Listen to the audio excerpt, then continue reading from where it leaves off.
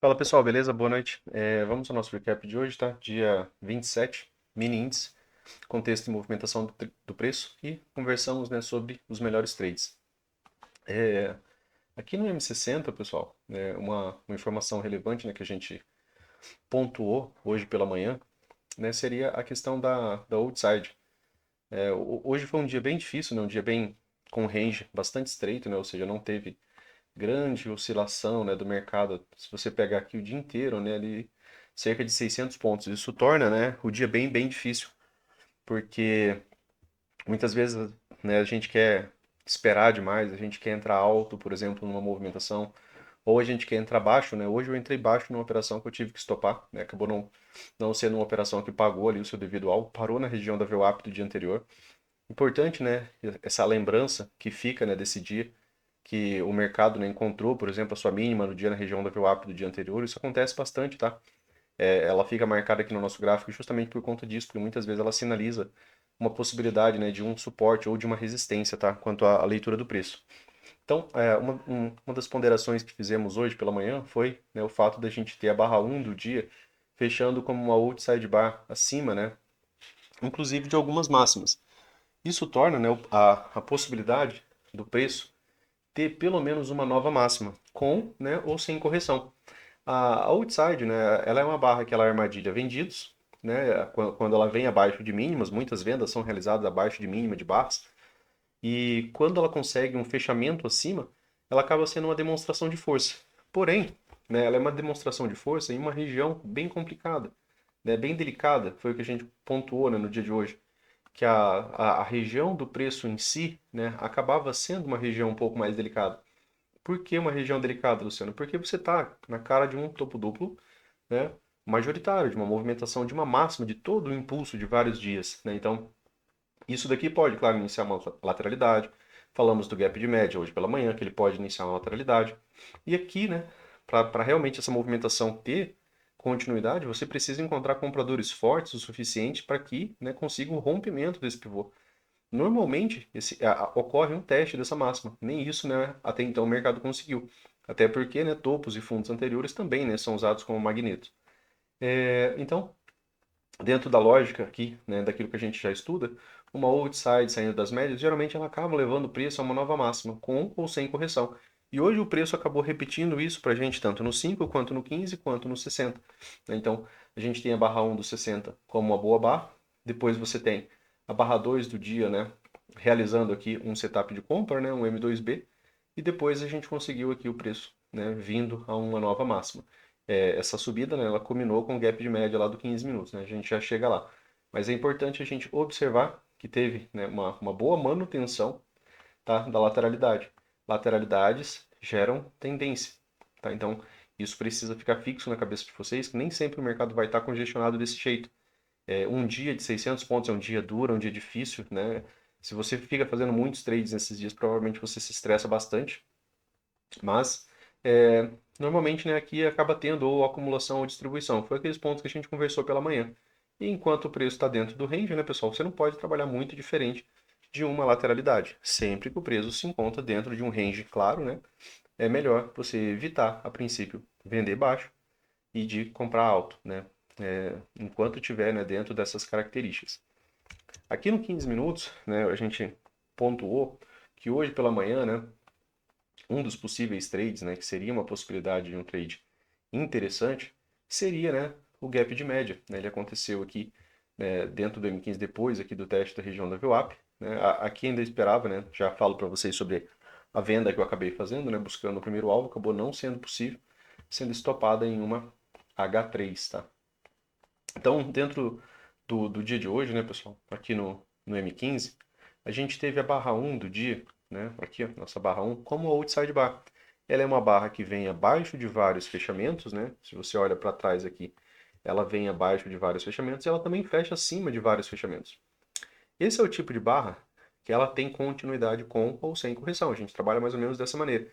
Bem como a gente trabalha, né, que a barra 1 do dia, muitas vezes ela vai nos dar algum tipo de direção para esse dia, alguma característica, nem que seja momentânea, né, para isso. E aí quando a barra 2 do dia voltou, né, ela fez toda essa correção, eu acabei fazendo uma compra aqui na região da POC, pensando, né, a princípio numa nova máxima. O preço ainda não tinha feito essa nova máxima aqui, tá? Pensando numa nova máxima, né, que ele fizesse essa nova máxima e quem sabe, né, viesse aqui depois fazer um teste da máxima majoritária, né, que está marcada ali com uma linha pontilhada. O preço, né, acabou ampliando um pouco a lateralidade do dia anterior, né? Aqui, ó. A gente viu que ele ampliou a lateralidade do dia anterior para cima e ampliou para baixo. Isso torna, né, o mercado, né, um triângulo expandido, ou seja, uma nova máxima seguida de uma nova mínima sequencial, tá?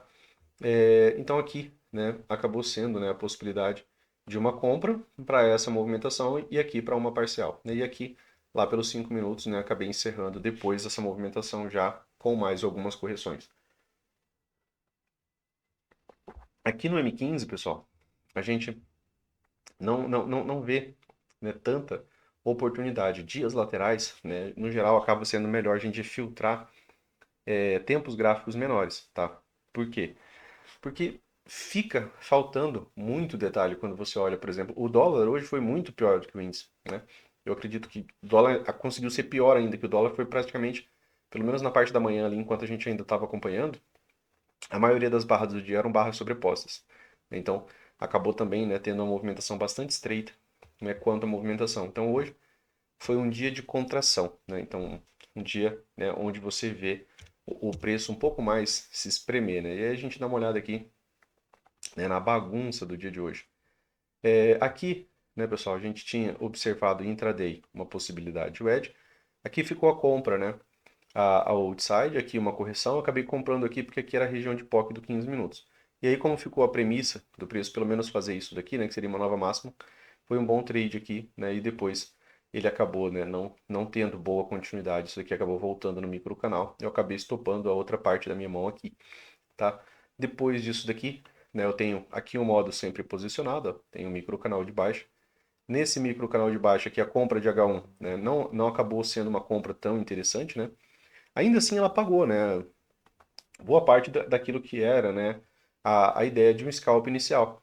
Por exemplo, né, se você compra, né, aqui, pensando, né, numa movimentação de lateralidade, ou seja, o preço tenta um rompimento e a própria barra, né, já demonstra bastante rejeição. Isso aqui é uma barra de reversão. E aqui foi uma entrada de H1.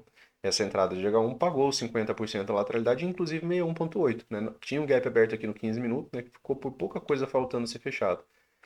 Aqui, né, eu estava avaliando também o rompimento dessa movimentação. Eu tive uma boa barra de rompimento aqui na L1, tá? Só retomando aqui com vocês, ó. Aqui entrada de H1. Quando o preço perde mínima pela primeira vez, aqui eu tenho uma entrada de L1, né? Então aqui nessa barra eu acabei vendendo aqui, né, buscando o quê? Buscando a projeção, né, desse alvo aqui para baixo. Só a projeção do primeiro alvo.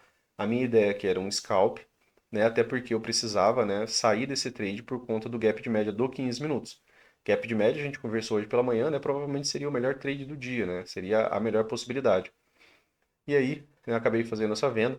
A minha ideia era que ele pagasse pelo menos esse primeiro alvo, né? Isso daqui falhou na própria região de wedge. E aí a gente teve aqui uma entrada de H1 pós micro canal. Depois a gente teve uma entrada de H2, né? Acabou não pagando a projeção de alvo, né? Esperava que ele ainda pudesse vir aqui, pelo menos fazer uma nova mínima para essa movimentação. E, né, posteriormente aqui a gente teve uma H3. Aqui na H3 eu acabei estopando, tá? A minha venda. Então, eu acabei vendendo aqui e acabei estopando essa movimentação aqui na H3. Por quê? Porque a H3 é a melhor probabilidade de um pullback, né, de um pullback mais forte, de uma retomada mais alta. E aqui já estava tendo, né, a construção do gap de média. Posteriormente, acabei comprando aqui, porque aqui, né, era o gap de média do 15 minutos, tá? Dentro da ideia clássica, né, do gap de média, a gente entra quando ele retoma a máxima da barra. Então, eu tive aqui um fechamento abaixo da 20, um segundo fechamento abaixo da 20. A primeira retomada de máxima é a entrada do gap de média, né? Pagou até uma boa movimentação rápida até a nova máxima, né? Então, aqui, né, já deu para encerrar esse trade. Por quê, né, encerrar esse trade? Porque o preço veio muito rápido também. Ele chega muito afastado das médias ali nos 5 minutos, né? E aí, isso daqui já estava sendo, né, uma grande lateralidade. Já não era mais tendência, né, pessoal? A gente não tem, por exemplo, aqui uma série de fechamentos acima, né, 20, 30 fechamentos acima da 20. Não, ao contrário disso, a gente tem big up, big down, né, o mercado fazendo grandes altas e grandes baixas. Aqui, em relação a essa wedge, uma premissa que falhou hoje, né, é que aqui a gente tem uma wedge. Quando a gente tem uma wedge, a gente observa o ponto de inflexão. Quando a gente tem a renovação do ponto de inflexão, a gente tem perna 1. E normalmente a gente tem perna 2. A perna 2 ela se conclui quando a gente tem uma nova máxima e quando essa máxima tem uma correção, ela se finaliza, tá? Então a perna um finaliza quando tem a primeira correção, né, a partir da nova máxima, e depois disso daqui, né, o preço acaba, né, não conseguindo fazer. Então aqui hoje foi uma premissa que não deu certo. Nem sempre, né, vai dar certo, quem dera desce, né? Aqui, né, movimentações micro, né, que um dos amigos até me mandou ainda na parte da tarde, né, ele viu isso daqui como uma possibilidade de wedge, né, e é uma wedge, tá? Em cima de uma região de POC. Depois, né, ele faz uma. Deixa eu só marcar isso daqui melhor para vocês. Dentro da mesma lógica, tá, pessoal? Luciano, ó, aquela lá não deu certo. Beleza, aqui eu tenho uma, tenho duas. Coloca num minuto que você vê bem direitinho isso daqui. Né, se você tem, né, uma movimentação de três puxadas, você tem um ponto de inflexão. Opa, Luciano, corrigiu, perna um. Aqui, né, ele acabou comprando essa outside, foi um bom trade, né, aqui para a parte da tarde. Provavelmente o melhor trade aqui da parte da tarde, ó. Você tinha o edge, você teve a renovação do ponto de inflexão perna um e aqui você teve uma outside. Então ele acabou comprando aqui essa movimentação, né? Pagou muita coisa? Não, o range do dia foi 600 pontos, pessoal. Não dá para você exigir muito, né? Acabou pagando aqui o alvo desse pivôzinho aqui, né? 100% aqui, projetado para cima, né? Na verdade um pouco acima ali, né? Aqui, ó. 100% desse pivô aqui projetado, né? E só, né? E o mercado realmente parou, né, no dia de hoje. Então a gente tem aqui outra movimentação de três puxadas, Luciano. Só que dessa vez aqui com um topo duplo exato. A gente estudou a ideia de topo duplo exato pela manhã, né? Conversamos mais um dia aqui que o backtest, né, acaba concluindo, né, uma das suas razões.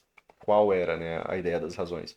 É que normalmente quando você tem defesa no tick, né, mais vezes você tem aqui, ó, a renovação da mínima. Às vezes tem mais espaço do que isso, né? Dessa vez aqui não teve tanto espaço. Tem um gatilho de venda aqui, mas não tem tanto espaço assim, né, para ter um bom trade para você vender aqui, né, e ter algum tipo de lucro. Outra questão, né, é sempre fazer, né, as projeções. Opa, Luciano, tem um pivô aqui. Pagou o primeiro alvo, segundo alvo? Não, não pagou, tá? Então, dias mais laterais, né, normalmente o que você consegue geralmente é primeiro alvo, né? Segundo alvo geralmente fica em aberto, principalmente se você pega um pivô um pouco maior, tá? Por isso que eu só estava tentando o primeiro alvo para encerrar a venda e depois comprar, beleza? É, então, bons trades de hoje, né? Acredito que tenha sido esse retorno, né, por conta da premissa de perna 2. Essa compra, seja de H3, né, para a galera que comprou mais baixo ali no grupo. Eu estava saindo da venda aqui, né, então acabei comprando um pouco depois, mas ainda assim, né, acabou pagando uma boa movimentação. 300 pontos para um dia que teve 600, né, acaba sendo um bom trade. E isso daqui era o gap de média lá do 15 minutos, beleza? Então, e na parte da tarde, né, o Edge renovou a inflexão, né, fundo duplo mais alto, o Edge com fundo duplo.